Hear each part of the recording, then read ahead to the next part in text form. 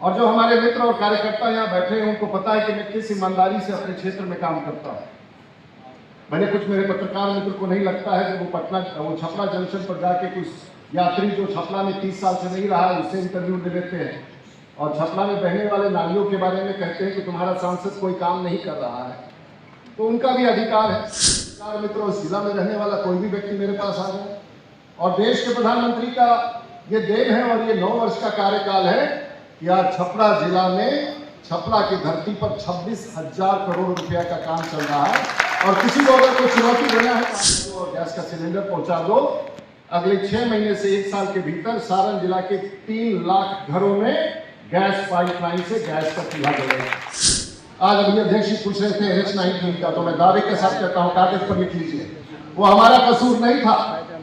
जब NH-19 का alignment बदला गया, एक जाति समूह के लोगों के गांवों को बचाने के लिए आपने अलाइनमेंट बदल दिया और जिसका परिणाम है कि आज इस सड़क को पूरा कराने में हमें 17 साल लगे।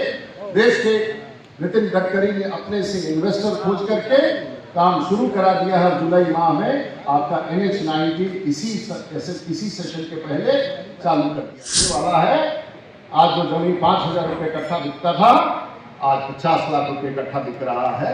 अमीरी बांटने का काम हम जानते हैं, इस समाज को अमीर बनाने का रास्ता हम जानते हैं। गरीबों की बात कर रही है तो अब बाकी लोगों में बेचैनी क्यों है? और खास करके क्षमा कीजिएगा, मैं फॉरवर्ड कम्युनिटी से आता हूं और सबसे ज्यादा पीड़ा तो तब होता है कि कोई फॉरवर्ड का नेता अगर किसी गरीब की बात करे तो वो भी अधिकार आप मुझसे छीनना चाहते हैं।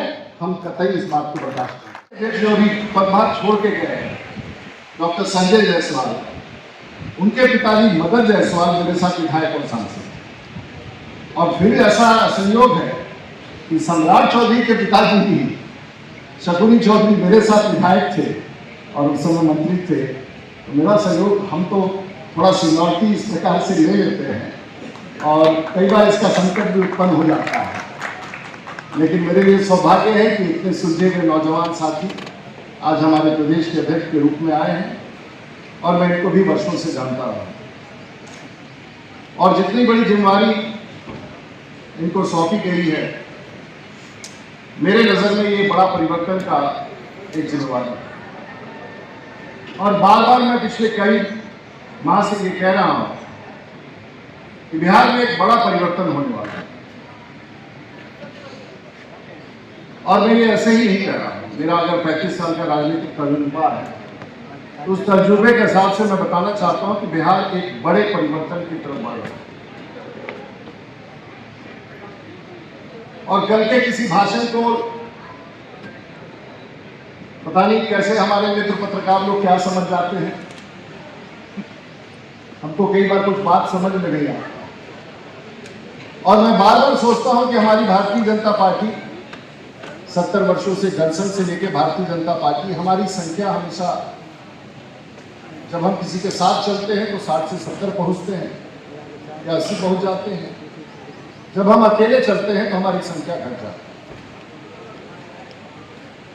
और हम बिहार में प्रमुख विपक्षी पार्टी के रूप में आज काम कर रहे हैं। तो ऐसा क्या फॉर्मूला है जिसको बदलने से हम आने वाले दिनों में 2025 में हम अपनी सरकार बना लें? और ये हमारे मन में हमेशा कौनता रहता है कि मैं भी विपक्ष की राजनीति में, मेरा 35 साल का राजनीतिक जीवन 2 आदमी के सिद्धांत में निकल गया और 2 भाइयों के राजनीति ने हमारे पूरे राजनीतिक जीवन को समाप्त कर दिया। तो शायद मेरे ये बेचैनी रहती है कि आखिर इसका रास्ता क्या होगा, और थोड़ा राजनीतिक अनुभव तो है ही, तो मैं कई बार अपने शब्दों को बदलता हूं देखने के लिए कि लोग क्या सुनना चाहते हैं। और जब मैं बदलता हूं तो लोगों को लगता है कि राजू प्रताप रूडी अब क्या क्या बोल रहा है, और उसके बाद अपना विश्लेषण करके कुछ और बोल जाते हैं। तो कम से कम एक बात तो स्वीकार कर रहे हैं ना, चाहे विश्लेषण जो भी कीजिए, 2025 में भारतीय जनता पार्टी की सरकार बनेगी। मुझे लगता है कि वापस स्वीकार करना चाहिए। और ये इसलिए हो रहा है कि कल की मैं अध्यक्ष जी कल की बात बताना चाह रहा हूं। हम लोग यहाँ बैठे हैं और ये 30 दिन का पर्व है और जो हमारे मित्र और कार्यकर्ता यहाँ बैठे हैं उनको पता है कि मैं किस ईमानदारी से अपने क्षेत्र में काम करता हूँ।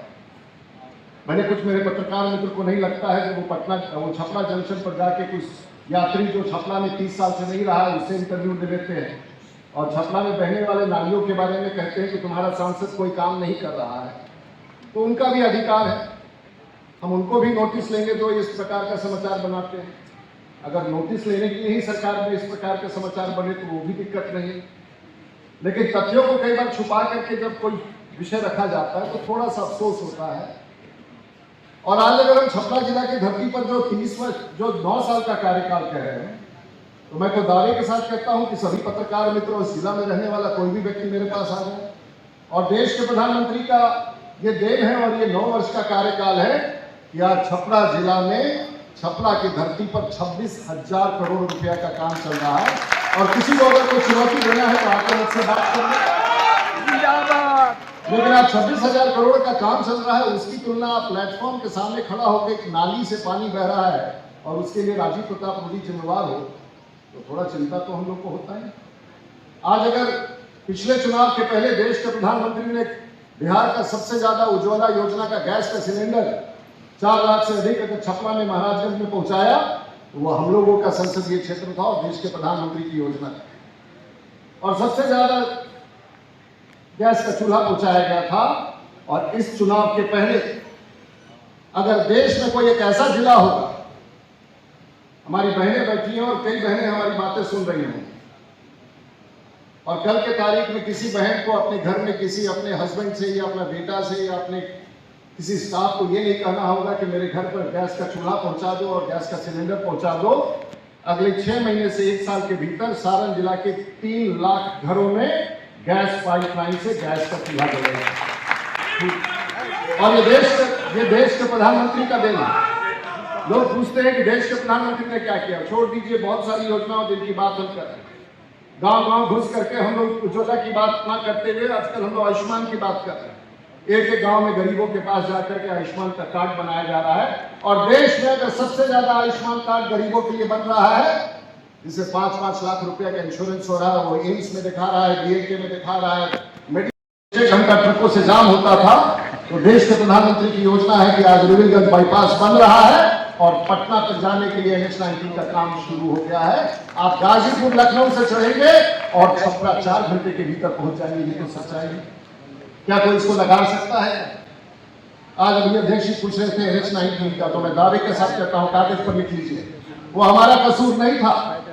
जब NH-19 का अलाइनमेंट बदला गया, एक जाति समूह के लोगों के गांवों को बचाने के लिए आपने अलाइनमेंट बदल दिया, और जिसका परिणाम है कि आज इस सड़क को पूरा कराने में हमें 17 साल लगे। देश के नितिन गडकरी ने अपने से इन्वेस्टर खोज करके काम शुरू करा दिया है। जुलाई माह में आपका NH-19 इसी सेशन के पहले चालू कर दिया है। हम कहां की बात शुरू। आज इस जिला में एक समय था जब दिगवारा में जमीन 5,000 रुपये 10,000 रुपये कट्ठा बिकता था। आज कोई भी आदमी हो, जरा जाकर के दिगवारा में जमीन खरीद करके दिखा दीजिए। जैसे ही शेरपुर दिगवारा का पुल का स्वीकृति हुआ, टेंडर हो गया, काम शुरू होने वाला है, आज जो जमीन 5,000 रुपये कट्ठा बिकता था, आज 50 लाख रुपये कट्ठा बिक रहा है। अमीरी बांटने का काम हम जानते हैं, इस समाज को अमीर बनाने का रास्ता हम जानते हैं।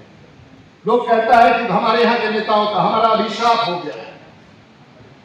दक्षिण के नेता, देश के नेता अमीरी बांटते हैं और बिहार के नेता गरीबी बांटते हैं। और किसी की लड़ाई लड़ने की बात जब हम लोग करते हैं तो लोगों को तकलीफ होता है। कल मैंने क्या कहा, और मैं चाहता हूं कि भारतीय जनता पार्टी का कार्यकर्ता अपने शब्दों का उपयोग बदले। हम विकास का काम कर रहे हैं, नहीं, मैंने प्रण खाया है कि मैं बिहार के गरीबों की लड़ाई लड़ूंगा। मैं चाहता हूं कि बिहार का एक भारतीय जनता पार्टी का कार्यकर्ता ये कहे कि मैं अब इस गरीबी के खिलाफ नहीं, मैं इस गरीब की लड़ाई लड़ूंगा। और जिस दिन तुम्हारे जुबान पर यह शब्द आ जाएगा, जिस दिन हमारे भारतीय जनता पार्टी की कार्यकर्ता, गरीबी शब्द को भी हाईजैक कर दिया गया है, बेरोजगारी शब्द उसको भी हाईजैक कर दिया गया है, पिछड़ा का शब्द वो भी हाईजैक हो गया है, अति पिछड़ा बना के वो भी हाईजैक। हमारी राजनीति को तुमने हाईजैक कर दिया सिर्फ शब्दों के जाल से, और इसी शब्दों के जाल को हम लोग तोड़ना चाहते हैं। और इसीलिए मैंने कहा कि और उस मैं का कल आप पत्रकारों ने क्या क्या लिख दिया।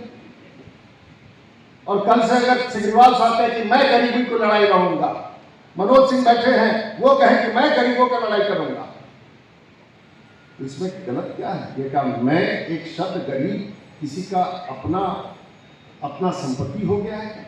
और आज भारतीय जनता पार्टी उन गरीबों की बात कर रही है तो अब बाकी लोगों में बेचैनी क्यों है? और खास करके क्षमा कीजिएगा, मैं फॉरवर्ड कम्युनिटी से आता हूं और सबसे ज्यादा पीड़ा तो तब होता है कि कोई फॉरवर्ड का नेता अगर किसी गरीब की बात करे तो वो भी अधिकार आप मुझसे छीनना चाहते हैं।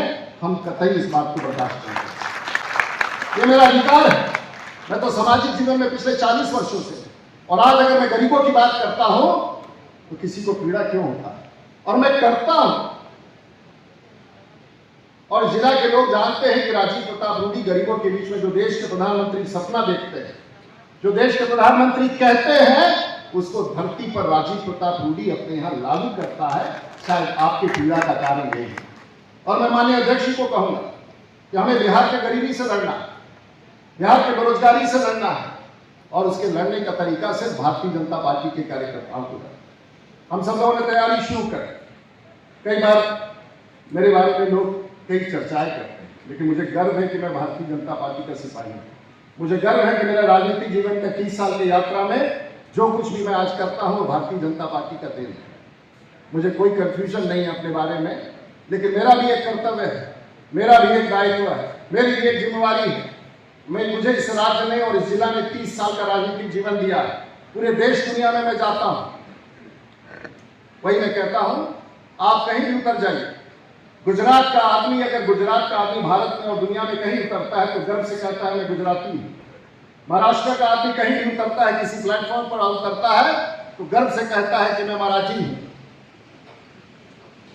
पंजाब का आदमी कहीं भी धरती पर उतरता है, पटना में उतरता है, दिल्ली में उतरता है तो गर्व से कहता है पंजाबी हूं। लेकिन बिहार का आदमी का किसी स्टेशन पर उतरता है तो डर से नहीं बताता है किसी को कि वो बिहारी है। तुमने तो पिछले 70 साल में यही इज्जत दिया है, डर से नहीं बोलता है कि वो बिहारी है। और जिस स्वाभिमान की बात ये लोग 70 साल से कर रहे हैं, बिहार को मजदूर सप्लाई करने का फैक्ट्री बना दिया है। कोई सवाल खड़ा करने के लिए तैयार नहीं है कि बिहार मजदूर सप्लाई करने का फैक्ट्री है। अगर तुम्हारा जातीय राजनीति इतना ही कामयाब